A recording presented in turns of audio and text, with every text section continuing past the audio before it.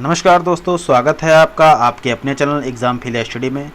दोस्तों, आज के वीडियो में मैं आपको भारतीय संविधान से संबंधित जो अनुच्छेद हैं वो सारे करवा रहा हूँ आपको, मोस्ट करवा रहा हूँ, जो आपके आगामी लेखपाल की परीक्षा के लिए मोस्ट इम्पॉर्टेंट हैं। और ये कुछ क्वेश्चंस यूपीट्रिपल की पूर्व की परीक्षा में आ चुके हैं और कुछ क्वेश्चंस जो मोस्ट इम्पॉर्टेंट श्रेणी में हैं वो मैं आपको करवा रहा हूँ। वीडियो शुरू करने से पहले दोस्तों, अगर आप लोग हमारे चैनल पर पहली बार आए हैं तो सब्सक्राइब ज़रूर कीजिए, जिससे मैं कोई भी वीडियो डालूं तो उसका नोटिफिकेशन आपके पास तुरंत पहुंचे। और वीडियो अगर आपको अच्छा लगे तो लाइक कीजिए, शेयर कीजिए। चलिए चलते हैं अपने वीडियो की तरफ। भारतीय संविधान में कितने अनुच्छेद, भाग, अनुसूचियां हैं? तो दोस्तों, भारतीय संविधान में जो अनुच्छेद गलत लिख गया है। भारतीय संविधान में 395 अनुच्छेद हैं और 25 भाग हैं और अनुसूची हैं 12। ऑप्शन सी बिल्कुल सही है। चलिए दोस्तों, नेक्स्ट क्वेश्चन चलते हैं। भारतीय संविधान के कौन सा अनुच्छेद कानून के समक्ष समानता प्रदान करता है? दोस्तों, कानून के समक्ष समानता प्रदान करता है ऑप्शन बी, अनुच्छेद 14।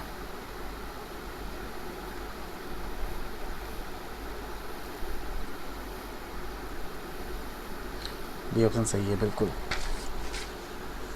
भारतीय संविधान के अनुच्छेद 14 के अंतर्गत यह व्यवस्था की गई है कि भारत के किसी भी राज्य, क्षेत्र या व्यक्ति, विदेशी हो या भारतीय नागरिक हो, सबके लिए कानून समान है। और यह जो कानून समान का जो स्ट्रक्चर है ये ब्रिटेन से लिया गया है। चलिए दोस्तों, नेक्स्ट क्वेश्चन चलते हैं। भारतीय संविधान के अनुच्छेद 5 से 11 निम्नलिखित में से किस पहलू से संबंधित हैं?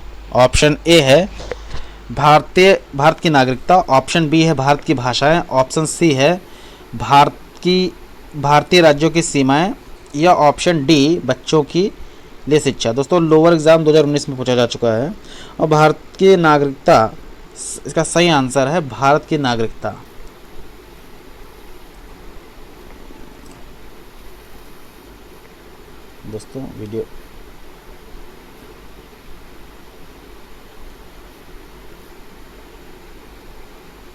दोस्तों इसका सही आंसर भारत की नागरिकता है। ऑप्शन अनुच्छेद 5 से 11 में जो वर्णन किया गया भारत की नागरिकता के बारे में वर्णन किया गया है। भारत की नागरिकता एकल नागरिकता है जो ब्रिटेन से ली गई है। चलिए दोस्तों, नेक्स्ट क्वेश्चन चलते हैं। भारतीय संविधान के अनुच्छेद 300A निम्नलिखित में किसकी गारंटी देता है? ऑप्शन ए, कोई भी व्यक्ति अपनी शिक्षा से वंचित नहीं रहेगा, कोई भी व्यक्ति अपने वैवाहिक अधिकारों से वंचित नहीं रहेगा, ऑप्शन सी, कोई भी व्यक्ति अपनी संपत्ति से वंचित नहीं रहेगा, या ऑप्शन डी, कोई भी व्यक्ति अपनी निजता से वंचित नहीं रहेगा। तो दोस्तों, अनुच्छेद 300A से संपत्ति से संबंधित है, कोई भी व्यक्ति अपनी संपत्ति से वंचित नहीं रहेगा। चलिए दोस्तों, नेक्स्ट क्वेश्चन चलते हैं। भारतीय संविधान के अनुच्छेद 324 से 329 निम्नलिखित में से किस पहलू से संबंधित है? ऑप्शन ए है चुनाव से, ऑप्शन बी है अल्पसंख्यकों की सुरक्षा से, ऑप्शन सी है पंचायतों से, या ऑप्शन डी एक राज्यपाल की शक्ति से। तो दोस्तों, अनुच्छेद 324 से 329 जो चुनाव के संबंध में बताया गया है। भारतीय संविधान के अनुच्छेद 324 से 329 तक चुनाव संबंधी है। यह संविधान भाग 15 में है और यह एक संवैधानिक और स्वतंत्र स्थायी निकाय है। अनुच्छेद 326 में मताधिकार, वयस्कों को मताधिकार का प्रावधान बताया गया है। और 61वें संविधान संशोधन में 1989 में एक संशोधन हुआ था जिसमें 21 से घटा के 18 कर दी गई है। चलिए दोस्तों, नेक्स्ट क्वेश्चन चलते हैं।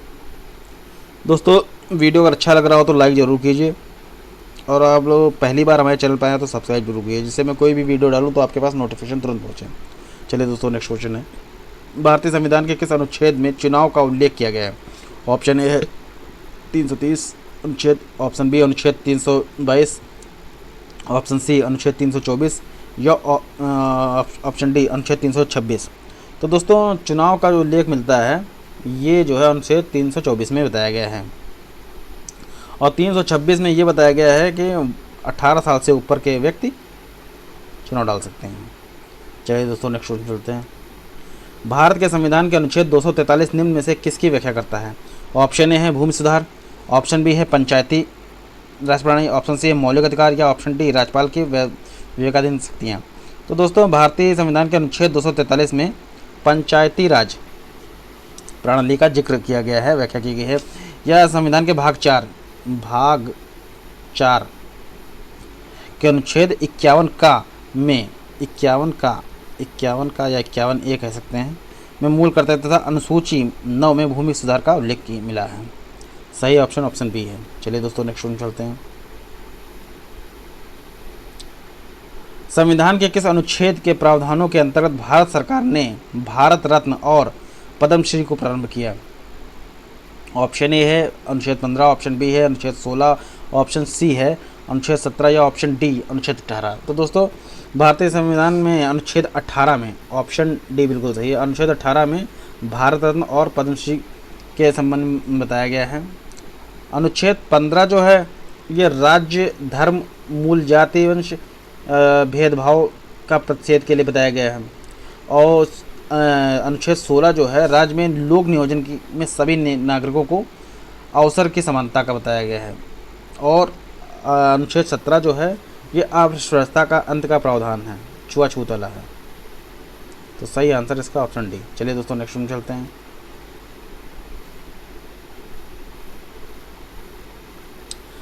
भारत में संघ लोक सेवा आयोग का गठन भारत के संविधान के किस अनुच्छेद के अंतर्गत किया गया है? ऑप्शन ए है अनुच्छेद 122, ऑप्शन बी है अनुच्छेद 170, ऑप्शन सी है अनुच्छेद 178, या ऑप्शन डी अनुच्छेद 315। तो दोस्तों भारत में संघ लोक सेवा आयोग का गठन भारतीय संविधान के अनुच्छेद 315, ऑप्शन डी बिल्कुल सही है, 315 के अंतर्गत किया गया है। अनुच्छेद 315 फर्स्ट के अनुसार संघ तथा राज्य के लिए एक लोक सेवा आयोग होगा। ये 315 में बताया गया है, 315 फर्स्ट में। और 315 सेकंड में बताया गया है कि 2 या 2 से अधिक राज्य का एक संघ लोक सेवा आयोग होगा। लोक सेवा आयोग एक संवैधानिक निकाय है। चलिए दोस्तों नेक्स्ट क्वेश्चन चलते हैं। भारत के संविधान का कौन सा अनुच्छेद राष्ट्रीय महत्व में स्मारक स्थलों और वस्तुओं की सुरक्षा से संबंधित है? ऑप्शन ए है 48, ऑप्शन बी है 48A, ऑप्शन सी है 49, या ऑप्शन डी अनुच्छेद 50। तो दोस्तों भारतीय संविधान में राष्ट्रीय महत्व स्मारक और इसके स्थल और वस्तुओं की सुरक्षा से संबंधित है, ऑप्शन सी 49। ऑप्शन ए 48 जो है कृषि और पशुपालन का संगठन बताया गया है, 48A है पर्यावरण के लिए बताया गया है, और 50 में है कार्यपालिका से न्यायपालिका का पृथक्करण बताया गया है। चलिए दोस्तों नेक्स्ट क्वेश्चन चलते हैं। भारत के संविधान की अनुसूची में असम, मेघालय, त्रिपुरा और मिजोरम राज्यों में जनजाति क्षेत्रों के प्रशासन के संबंध में प्रावधान है। ऑप्शन ए है 5वीं, ऑप्शन बी है 6ठी अनुसूची, ऑप्शन बी है 6ठी अनुसूची, ऑप्शन सी है 10वीं अनुसूची, या ऑप्शन डी 4थी अनुसूची। तो दोस्तों इसका सही आंसर है ऑप्शन बी 6ठी में अनुसूचित जनजाति के लिए मेघालय, त्रिपुरा और मिजोरम राज्य में जनजाति क्षेत्रों में प्रशासन के लिए बताया गया है। 4थी अनुसूची में जो 5वीं अनुसूची जो है में अनुसूचित जनजाति और अनुसूचित जाति के क्षेत्रों में प्रशासन के संबंध में बताया गया है। 10वीं में दल बदल कानून बताया गया है, और 4थी में राज्यसभा में सीटों का आवंटन के लिए बताया गया है। सही आंसर ऑप्शन बी है। चलिए दोस्तों नेक्स्ट क्वेश्चन चलते हैं। भारतीय संविधान का भाग 2 किससे संबंधित है? ऑप्शन ए है नागरिकता, ऑप्शन बी है मौलिक अधिकार, ऑप्शन सी है राज्य के नीति निषेध तत्व, या ऑप्शन डी संघ से। तो दोस्तों भारतीय संविधान का भाग 2 जो है अनुच्छेद 5 से 11 आर्टिकल 5 से 11 में जो बताया गया है ये भारत की नागरिकता से संबंधित है। भारत ने एकल नागरिकता का प्रावधान है जो ब्रिटेन से लिया गया है। चलिए दोस्तों नेक्स्ट क्वेश्चन चलते हैं। कौन सी अनुसूची के तहत अनुसूचित क्षेत्रों और अनुसूचित जनजाति के प्रशासन और नियंत्रण के लिए प्रावधान किया गया है? चौथी अनुसूची, ऑप्शन बी पाँचवीं अनुसूची, ऑप्शन सी आठवीं अनुसूची या ऑप्शन डी नवीं अनुसूची। तो दोस्तों जो अनुसूचित क्षेत्र और अनुसूचित जनजाति के प्रशासन और नियंत्रण का प्रावधान किया गया है, ये पाँचवीं अनुसूची है। ऑप्शन बी बिल्कुल सही है। चौथी अनुसूची में राज्यसभा में स्थानों का आवंटन है, तो आपको बताइए। चलिए दोस्तों नेक्स्ट क्वेश्चन चलते हैं। भारत के संविधान के अनुच्छेद 343 फर्स्ट के अनुसार पंचायतों की वित्तीय स्थिति की समीक्षा वित्त आयोग का गठन कब किया जाता है? दोस्तों ये गलत हो गया, कब किया जाता है? दोस्तों इसका सही आंसर है ऑप्शन ए है हर 6 वर्ष की समाप्ति पर, ऑप्शन बी हर 5वें वर्ष की समाप्ति पर, ऑप्शन सी हर दूसरे वर्ष की समाप्ति पर या ऑप्शन डी हर तीसरे वर्ष की समाप्ति पर। तो दोस्तों जो आयोग का गठन किया जाता है ये हर 5वें वर्ष की समाप्ति पर किया जाता है। ऑप्शन बी बिल्कुल सही है। चलिए दोस्तों नेक्स्ट वन चलते हैं। भारत के संविधान के अनुसार राष्ट्रपति के पास अध्यादेश जारी करने की शक्ति है।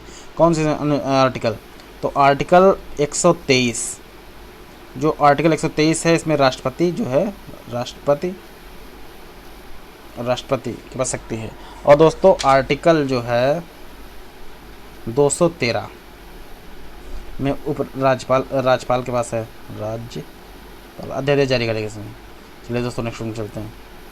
भारतीय संविधान का कौन सा अनुच्छेद अनुसूचित क्षेत्रों और जनजाति के क्षेत्र के प्रशासन से संबंधित है? ऑप्शन ए है 214, ऑप्शन बी है 240, ऑप्शन सी है 244 या ऑप्शन डी 248। तो दोस्तों भारतीय संविधान के अनुच्छेद 244 में ये जिक्र है कि अनुसूचित क्षेत्रों और जनजाति क्षेत्र प्रशासन से संबंधित है। ऑप्शन सी बिल्कुल सही है। चलिए दोस्तों नेक्स्ट में चलते हैं।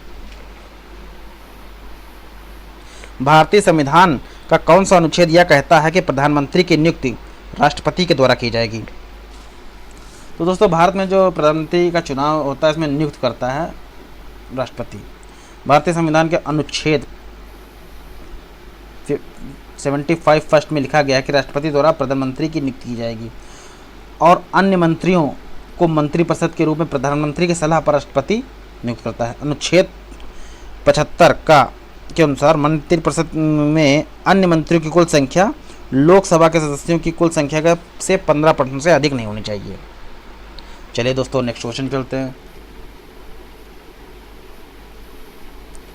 भारत के संविधान के किस अनुच्छेद के अधीन राज्यों के राज्यपाल को अध्यादेश जारी करने की शक्ति है? तो दोस्तों अभी मैंने बताया है जो राष्ट्रपति को है वहीं राष्ट्रपति को है 123 में, वहीं राज्यपाल को है 213 में। ऑप्शन ए बिल्कुल सही है। चलिए दोस्तों नेक्स्ट क्वेश्चन चलते हैं। भारतीय संविधान के किस अनुच्छेद में राज्य के मुख्यमंत्री की नियुक्ति की जाती है? ऑप्शन ए है अनुच्छेद 153, ऑप्शन बी है अनुच्छेद 155, ऑप्शन सी है अनुच्छेद 163 या ऑप्शन डी अनुच्छेद 165। तो दोस्तों राज्य के मुख्यमंत्री की जो नियुक्ति होती है अनुच्छेद 163 के अंतर्गत होती है। चलिए दोस्तों नेक्स्ट क्वेश्चन चलते हैं। भारतीय संविधान के किस अनुच्छेद में प्रेस की स्वतंत्रता के संबंध में बताया गया है?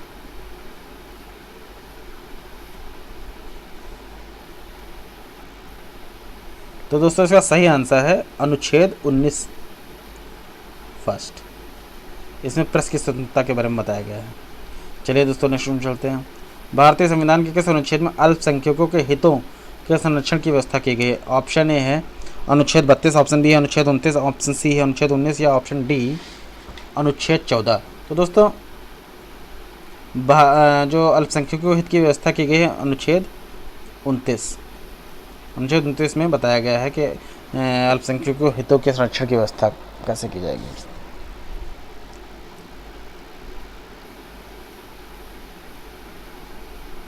तो दोस्तों ये टॉप 20 क्वेश्चन थे जो अनुच्छेद सूची भाग से संबंधित थे, जो आपकी यूपी की परीक्षाओं के लिए मोस्ट इम्पॉर्टेंट थे, आपकी आगामी लेखपाल परीक्षा के लिए मोस्ट इम्पॉर्टेंट है।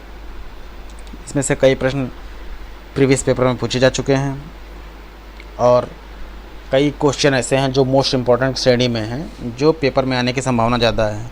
पेपर में पढ़ के जाएंगे, पूरा वीडियो देख के जाएंगे, तो निश्चित ही आपको लाभ होगा इसका, आपका परसेंटेज बढ़ेगा। वीडियो कैसा लगा दोस्तों कमेंट में ज़रूर बताइए। अच्छा लगा हो तो लाइक कीजिए, शेयर कीजिए, और अगर आप लोग हमारे चैनल पर पहली बार आए तो सब्सक्राइब जरूर कीजिए, जिससे मैं कोई भी वीडियो डालूँ तो नोटिफिकेशन आपके पास तुरंत पहुँचे। धन्यवाद।